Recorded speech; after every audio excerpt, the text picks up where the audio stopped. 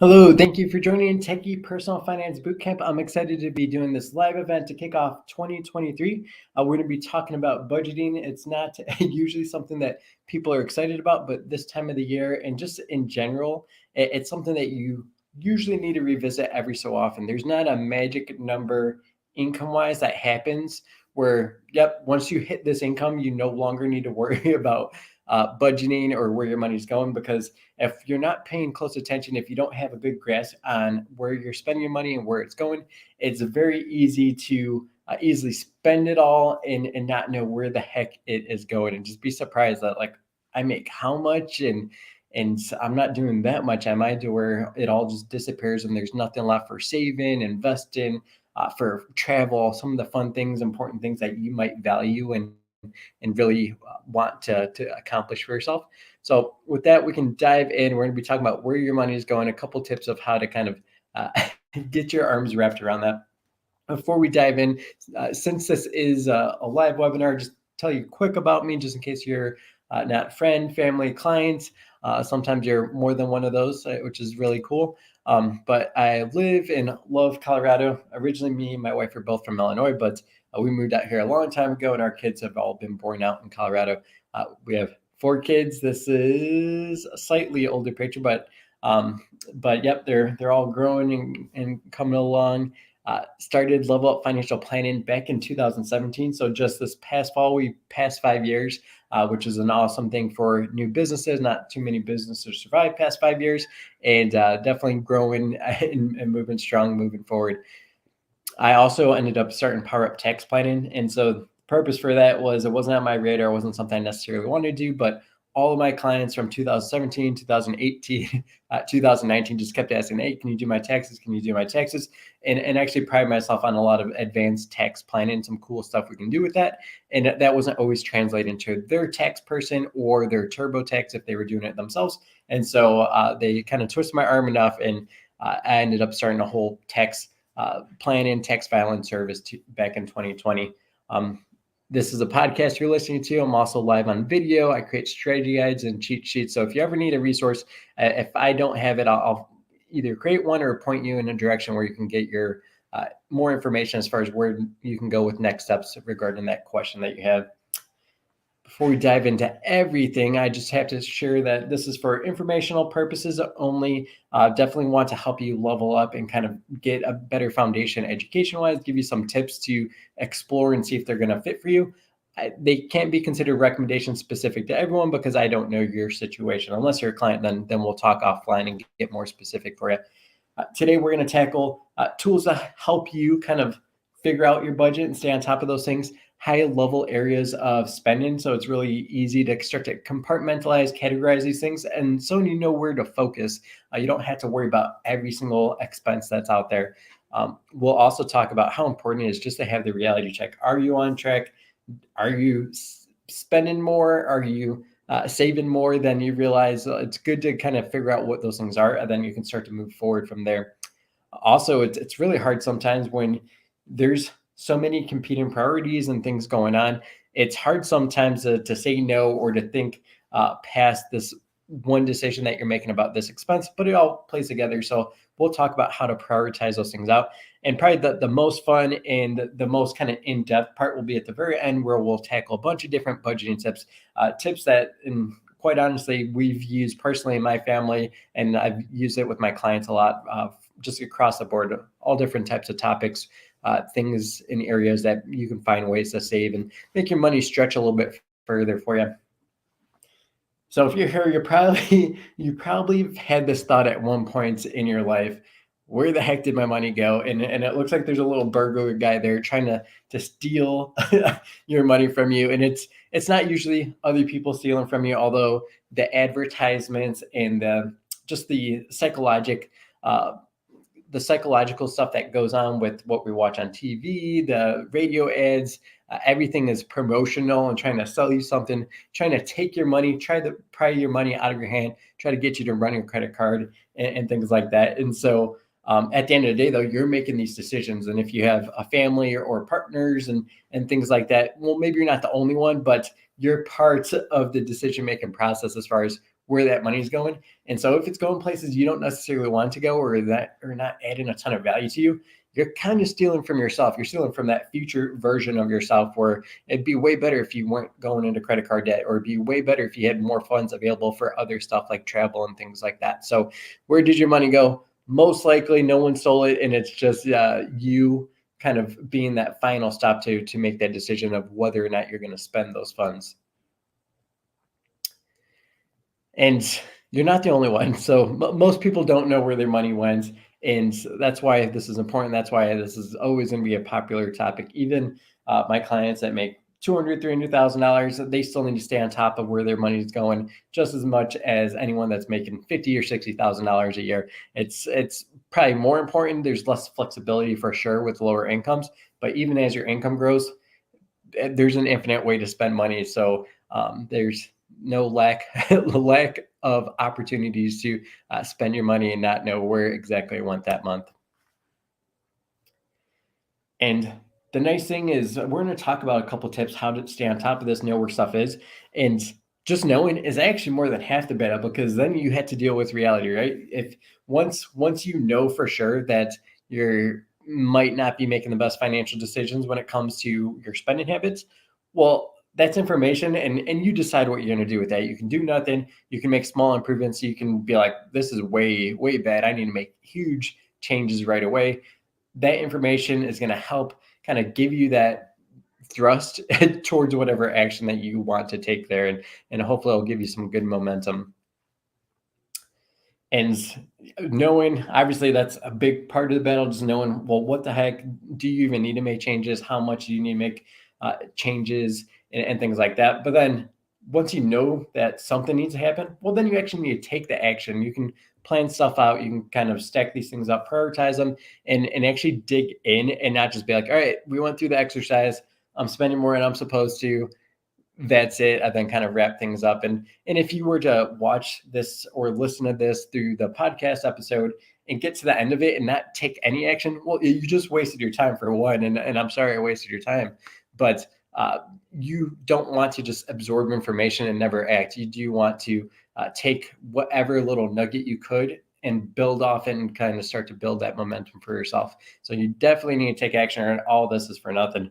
So one of the most common questions I get is, well, what app will just make this happen for me?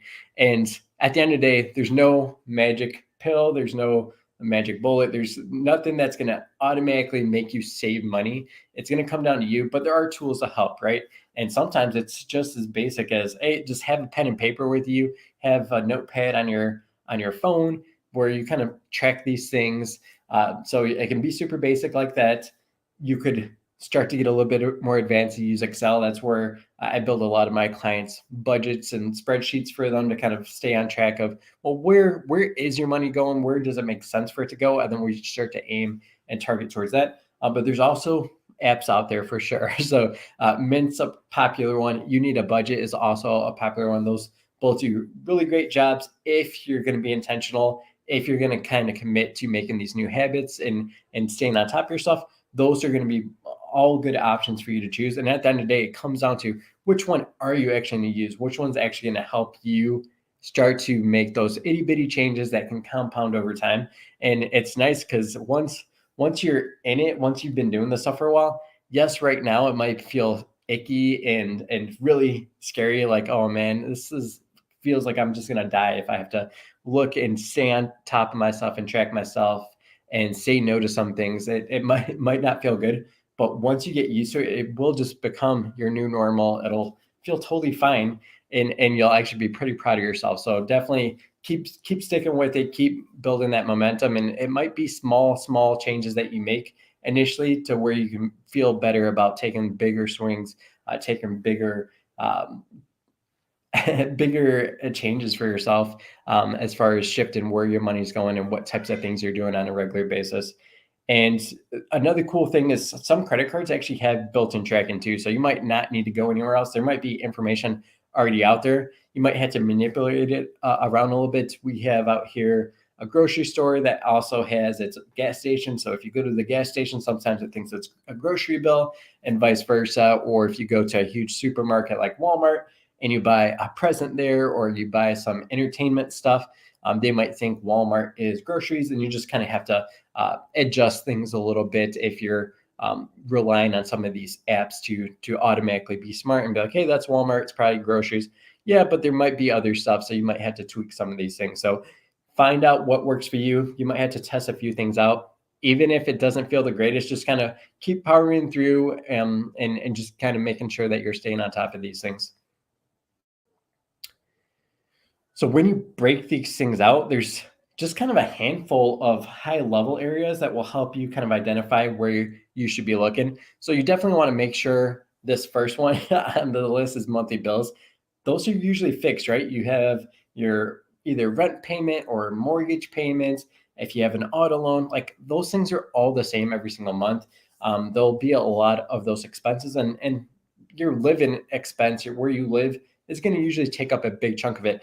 The nice thing is that's not usually something you have to track all that much. Hopefully, you have the funds available for that pretty easily. And that's not really where you're going to make a lot of big changes unless you are renting. Maybe you've been living larger than maybe your income supports, and maybe stepping down from a 2 bedroom to a 1 bedroom, or square footage, or maybe it's location. Like maybe that is something that you look at, but obviously on a monthly basis, I can be figuring that out. You might look at everything and realize like, hey, when the lease comes up, I will have to make an adjustment here, but you'll make it, and then you won't have to worry about it from a month to month basis. It'll be the same amount. Where you do start to be able to have a little bit more wiggle room, especially as your income grows from lower levels of income, is the monthly expenses that are needs. And so there's going to be some slight variability there, right? Because you need to have groceries of some sort. You need to be able to eat and have kind of basic living things like that. The tricky thing is those are not fixed expenses unless you you only order like fixed meal plans and things like that. Then they might not have any variability at all. But if you go to the store every now and then, you'll pick up different things. You'll run out of different things at different times, and so there could be variability with even just your groceries. So not always going to be the easiest thing to identify and the easiest thing to dig into and find out if there's some savings there. But it's definitely something to consider. So that's a separate line item for your monthly needs.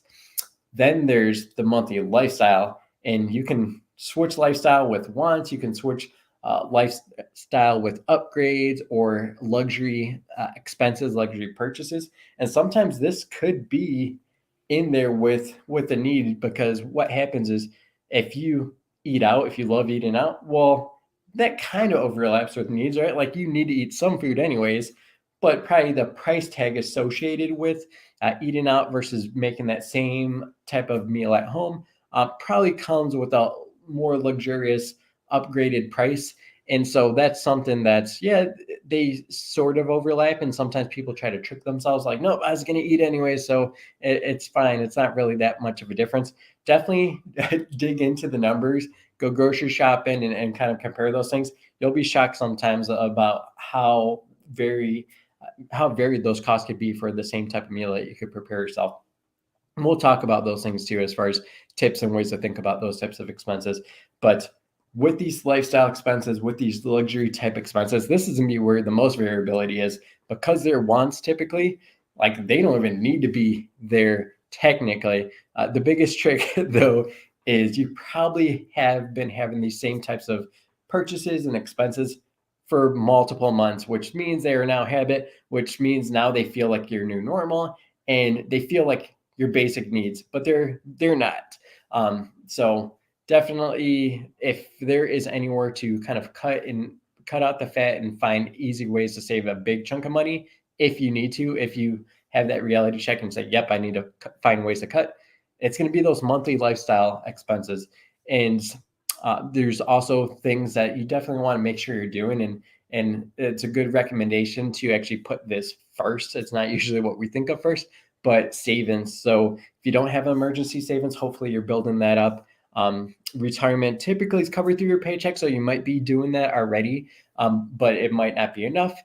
So savings is going to be its own kind of category, and you could put savings towards goals in there too. So you'll want to account for these things.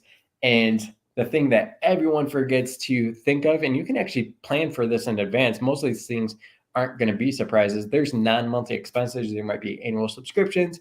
If you pay your property taxes directly twice a year, so every 6 months, well, you want to plan for this in advance so you're not shocked when that tax payment comes up. For most people, it is wrapped into their mortgages, so they're already doing that. They're prepaying it through their mortgage. The mortgage company makes that property tax payment. But if it's not wrapped up in your mortgage, you do want to make sure you're staying on top of this. And what you do is you figure out, well, how many months till those expenses comes up, and then divide the cost by the amount of months, and you'll be on track to cover those things. And there's other stuff too, like holidays, gift giving for birthdays and things like that. And there's the occasional maintenance, whether it's your vehicle or house. Find out what that's looked like in the past and start to save just monthly, just to have some stuff there just in case. Because those things will come up and you don't want it to derail you. If it happens around the holidays, you don't really want it to hamper or put you in a bad mood because you weren't prepared for these things. And again, this stuff happens enough to where they're not actually surprises. You just forget to think about them in advance, and that's why they become surprises. So figure out a way to budget for them and start saving into a special account that way. And you will not be surprised, and you'll feel actually pretty proud of yourself when stuff pops up, because like, hey, I knew that was coming, didn't catch me on that. I actually took care of that, and let's just pay that bill and just kind of keep chugging along. So why you want to look at these expenses is because we need to compare it with your income. We need to see where your money's going. We know how much is coming in. We see it hit our checking account or savings account, however you split it up on either monthly basis, semi-monthly, however you're paid. You see that, you probably know what that number is easily because it's just one or two a month. And if there's multiple providers in your family, then it might be a little bit larger than that. But usually it's like 4 incomes hitting your account at the maximum, typically a month. So you know what those numbers are. Pretty easy, right? Don't know what the expenses are. That's why we want to track those things and stay on top of them. And what you do is you just subtract the income coming in minus those expenses going out. And after you've tracked them, whether it's the budgeting, the spreadsheets, pen and paper, whatever it was that you ended up using, and it will tell you and it'll be black or green if you're in the positive area, like, hey, there's actually a surplus, like that's really good. But if it is not a surplus, usually it shows up red if you're doing like an app or something like that, which obviously means it's not good, right? So you probably are spending more than you're making, which means that's not a good equation that you want to keep running with. You do need to make changes, and I'll tell you how severe the changes are. If you're only over or off by $50 or $100, like most people, it's like, oh, that's an easy change. Larger the income, the easier it is to potentially make these changes because you probably have more of those wants, those more luxurious expenses that you can kind of cut out and easily kind of catch these things. If you are a couple, it makes it a little bit trickier. Try to think about your own areas of spending that maybe you can cut back before you start saying, hey, I saw you spend the X amount on this. Let's cut that back. And so usually it's easier to kind of look at your own expenses, make those changes on your end. Hopefully your spouse, significant other kind of sees the sacrifice and the changes that you're making, and they're kind of motivated to do something similar. And definitely find good opportunities to talk about this stuff too, because you really do want to be moving in the same direction. You don't want to cut $500 of your spending and then it just the other person, the other partner ends up offsetting that because they ended up spending more. Like, oh, there's more in the checking account this month. That must mean that I haven't spent that much, when really it's because you spent less. And they go about doing what most people do when they see a lot of extra money towards the end of the month in their checking account, which is they spend it. So try to have those conversations, try to not be pointing the finger, and just try to make it as productive as possible. And I'll give you a couple tricks and strategies to use as you kind of think through those. If you're not sure where an expense goes in your category, so we just talked about those kind of main categories, there's a high probability it's just a lifestyle expense. So just take that as it is. And every now and then there might be other stuff, right? It's like, hey, there's a medical expense. Like, it doesn't feel like a need, but obviously you need to take care of your medical stuff. So yeah, that is a need. It goes into medical. If you need prescriptions for stuff that normally you don't need, well, it is a need now, and so that's a need. So be thoughtful about it. And also know that human behavior, both yourself and if you have a partner, are naturally going to try to be like, no, it's not that bad, or you don't need to make any changes and things like that. But that's where this reality check helps. It's like, hey, we do know what the situation is, and if you think this is going to just change naturally, maybe because of the holidays or whatever, well, you stay on top of it and make sure that actually does happen. Because if it doesn't, well, now it's a pattern, now it's a habit where we're constantly doing these things. And some people go back and forth all the time. They might run positive a couple months, and then all of a sudden they run negative a couple months, and they balance out at the end of the year. Most people, though, if they run positive, most of the time they're always going to run positive, which means they could probably do something with those funds, invest it, travel more, something fun that aligns with your goals. But also on the other end too, like if they're constantly overspending, well, most likely that will repeat itself every single month, because usually it's caused by habits and not necessarily one thing that was unexpected. So, a couple tricks on how to try to prioritize these things is you really want to compare all expenses to each other, all those kind of low value lifestyle expenses that we talked about, because the lifestyle ones are going to be the easiest ones to pick on. So, look at those. Do they serve the same value that they did back when you first started creating those habits? They may not. And especially if you line it up next to a high value goal. So, I have clients that recently got serious about retirement. We looked at it like, hey, you're not going to retire as early as you're hoping. And that was enough. That was a big enough goal for them to where like they cut lifestyle expenses pretty dramatically. I forget off the top of my head. I think it was like multiple thousands of dollars a month. They just cut out, and they said it was easy to do because now they knew what the situation was. So compare that to your goals. I've had clients that because they had a wedding coming up, they didn't necessarily know because they didn't set a date. And when I pressed them for a hypothetical target, it was 2 years sooner than one of them thought. And so that meant like, hey, it's a reality. We know what the goal is. We know that this goal is happening a lot sooner than maybe you expected. And so I remember that call, they found like $800 just brainstorming after our meeting of ways to cut out expenses that were not as valuable as these goals. So what is it for you? Is it travel? Is it big events? Is it home down payment? Are you having a child? Is there anything cool like that that you can like stand up this other lifestyle expense to that maybe it's not a huge amount, $5 isn't a ton, but if you do $5 every month, well, that's $60. And that's one thing that now you could apply towards something that's more important to you. And instead of thinking about it's you saying no to something, when you line it up next to these goals or things that are important to you, it's not you saying no to those things specifically. It's because you're saying yes to these other things more, those things that are most important to you. And so that hopefully will help. And if those goals aren't strong enough, you might need to get more granular about the things that you think are goals for yourself. And if they're not goals, toss them and find something else. And if there's nothing there, well, maybe you're fine with the lifestyle expenses. You just need to stay within budget, and there might not be other things that you need to stretch and hit. You might still be on track for those things. So here's the fun ones where we're just going to talk about a couple of examples as far as tips. And so this kind of section is going to be for eating out. Eating out is super popular. I used to do it a lot before we had kids, and this is some of the things that we would do. And I've done these since I was like a teenager. I had a small amount of money from just working for my mom's employer, just for the hours I needed, for the money I needed for like pocket money and stuff. But like sharing meals, I've done that all the way through adulthood. And it means that you either can eat out twice as much or eat out the same amount as you normally do, and reduce the cost almost by about half. So like these things aren't necessarily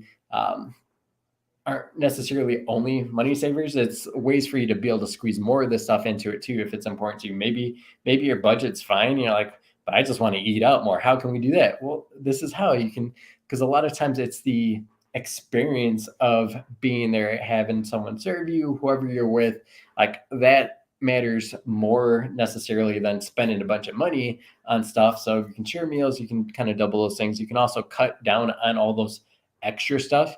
So you can skip desserts, you can skip appetizers, you can skip sides, you can skip alcohol. There's special days of the week. So this is one thing I used to do early 20s is there was like a pizza place that like I love their pizza, and I think they had like $10 Tuesdays or something like that, and it was amazing pizza for $10.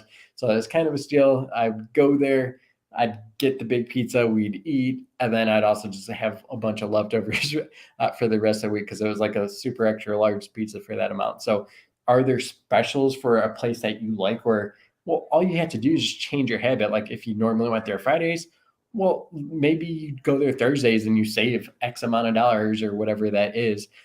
If you have kids, I know a lot of places do kids eat free. I'm not trying that out because we have too many. Our kids would be too crazy at these places. But I'm sure as they get older, we'll definitely take advantage of those specials as well. Um, Big thing for us when we first started making this transition from eating out all the time is finding copycat recipes online. So making our own garlic Olive Garden breadsticks. There was a strawberry cooler from Culver's that we always used to go and get smoothies. Like there's a lot of things you can make yourself, and it's ridiculous the cost difference for those things. And it's nice and convenient too to be able to make those things at any time without having to drive out and do that stuff. So those are a couple ideas when it comes to eating out. So tips for grocery shopping. I know inflation's been a pain in the butt. The biggest thing that we found for us personally, and I imagine it's a lot of people run into this, is just don't waste food. Don't let stuff go bad. Don't buy things that you're not really going to eat, or you're just going to have one slice of the cheese and let the rest of the cheese go bad. You might be able to find other alternatives and make sure that you're not just wasting food. Big issue for us back in the day before we just stopped going out to eat out was we go grocery shopping and then we'd still end up going out to eat, and that's why stuff was going bad. Like we'd probably eat it if we like actually made it, but because we prioritized going out to eat first, by the time we got around to like, oh yeah, let's cook this, like, oh, that doesn't look good, that's gone bad, expiration date this, oh, now we got to eat out again. So don't waste food. That definitely compounds some of the costs and stuff there. Buy food you're excited about to eat, so definitely start there. One thing that I know is my wife doesn't eat a lot of like red meat. She doesn't like eating steak and burgers and stuff. Like she'll eat it sometimes. And so what we do, we just load up on a bunch of chicken breasts and things like that. Luckily, it's healthier for us too. But buy things that you're actually excited to eat. Because I know when I would buy stuff and I'd be choosing stuff, well, my wife didn't necessarily want to eat that stuff. And so that would also be a reason why like we buy things. And if one of us wanted to eat out, then obviously we're going out to eat. And then we were wasting food that way. So buy stuff that you're excited about. Definitely find those common areas too. Will definitely help make sure food isn't wasted. Have fun cooking. I enjoy it now. Definitely like it. It's kind of therapeutic in a lot of ways, especially once you kind of get good at it. I think that's the biggest thing, the biggest hurdle. If you're not used to doing it, if you don't do it often enough, you might not have everything totally done, and you get bummed if you burn or overcook or undercook or mess it up in some form or fashion. But once you kind of do it a few times, you start to build habits, you start to pick up different tricks and stuff like that, and you can have a lot of fun. You can buy in bulk, so places like Costco, Sam's Club. Big thing to pay attention to there is that definitely don't waste food too. So that's a way for you to get a bunch of stuff and let a whole bunch of stuff go bad. So just make sure you're aware of expiration dates, timelines on those things. Load up when there's sales on things that don't expire often. My wife always cracks up whenever I jump into our shopping order, because I know like one example is crackers that I know my kids just love. And if they go on sale, I will put whatever the maximum limit is. I think they let us get like up to 5 of those if they're like on sale for like 50% off, because hey, these crackers are going to last well past when my kids would actually eat them. So I know they're not going to get wasted, and I'm guaranteeing myself I'm going to save like whatever, like $10 or something by buying 5 of them. now. And so you can load up on sales for different things that you know are important, as well as just being flexible with brands. I know some places or some brands might do something super special with their stuff, and maybe it makes sense for those, but not everything. Like ketchup is ketchup, right? Most of the time, there might be slightly healthier ones and whatnot, but a lot of times you can compare these things and like it's exactly the same. Pretty minimal difference in taste, minimal difference in health, and things like that. But for some reason, this thing's 100 times, 100% more costly than the same exact thing here. So being flexible with brands will definitely help with grocery shopping, and there's always new brands and things rolling out too. So maybe you had been used to buying something that was the lowest cost, but that's because it was brand new, so they had lower prices, and now prices have gone up. You think it's just inflation, but nope, it's just that company. And now there's another opportunity to buy a new brand that's lower cost because it's a newer brand. So travel is huge. I don't know too many of my clients. I think there might be like one or two of my clients that travel is not a goal of theirs, which that's fine. Like they save a lot of money. They're super happy either way. But most people I know have some kind of degree of travel in mind. And there's lots of ways you can save. You can travel in off season. You can just camp instead of booking an Airbnb, hotels, and things like that. You can drive instead of fly. You can get a kitchenette so that you buy groceries and actually make those versus eating out every night. You can stay local. That's one thing where you might be close enough to your place. We're out in Colorado, so we're able to take advantage of this all the time. It feels like we travel a lot just because we're able to get out and explore. But really, we're home in our own beds, making our own food and stuff like that by the end of the night. So definitely get a lot of the benefits of getting out and exploring and feeling like we're traveling kind of to some degree without actually hitting the pocketbook the same way. And one thing I love, if you're good and disciplined with your spending for the most part, you can really take advantage of credit cards and travel rewards and things like that, where they'll pay a big chunk of your travel expenses because everyone spends money, right? So if you're disciplined and you're able to use a credit card, not ever pay interest and pay a very minimal annual fee typically, and then you get loaded up with all these rewards for expenses you would have made either way. So definitely take advantage of those if you're disciplined with your expenses. If you're not, then these are some tips for credit card spending issues. So look at the interest you paid in 22. This is perfect. 2022 just ended. You can probably look at a year to date statement from your credit cards. And if you have more than one, that might be a hint that maybe you have some credit card issues that if you have here, there, and all over the place. So look at the interest that you paid on all of your credit cards year to date for 2022.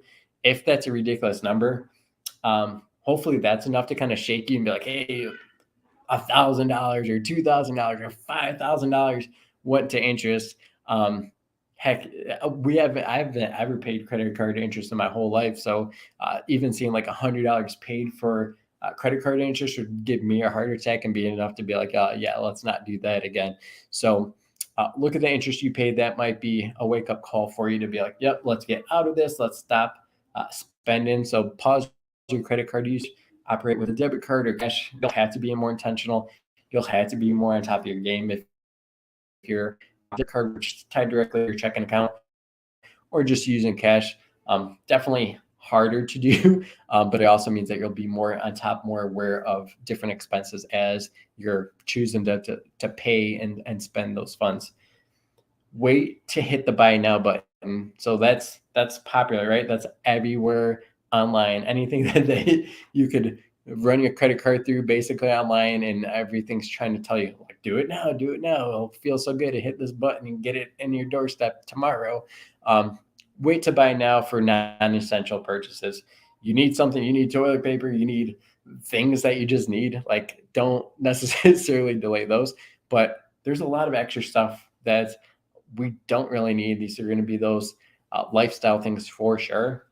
Wait to buy it for 30 days. Like that means that you're saving money for at least 30 days by not making a decision that normally you would have made. So that instantly is saving you money. 30 days from now, revisit that decision, and you might decide that like, yeah, I actually lived it. It was fine. putting that off, and maybe you put off a bunch of other decisions too over that time period, and you're starting to feel really good about uh, being in more control over those decisions that you're making. And so you might save the money altogether. Even if you don't, you're like, no, I still really want it.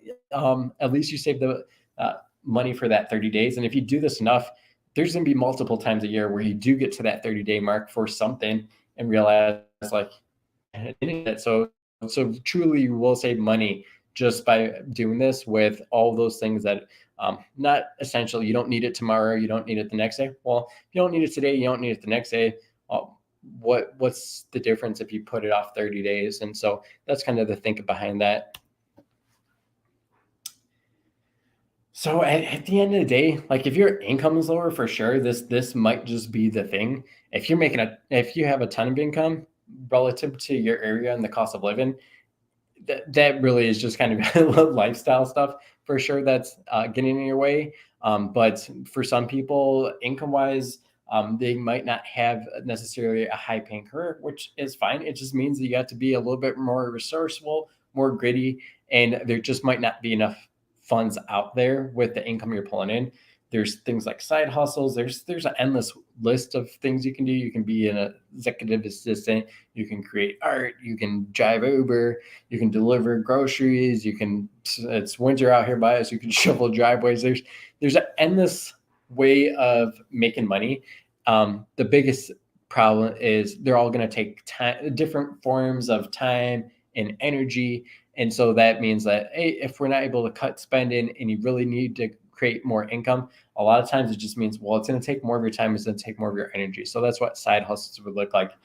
Even for a career upgrade, most of the time it would take some of those things too. But the nice thing is with a career upgrade, those things aren't always right. If you just always need more money, then you always need to do the side hustle. But with a career upgrade, the effort and energy that you need to put into this, in addition to what your normal income and normal paying kind of job and career is right now, usually that's going to be a temporary. You might have to do a year or 2 years or 3 years, whatever it is, of a grind of stacking this on top of your normal responsibilities to bring in the income that you have.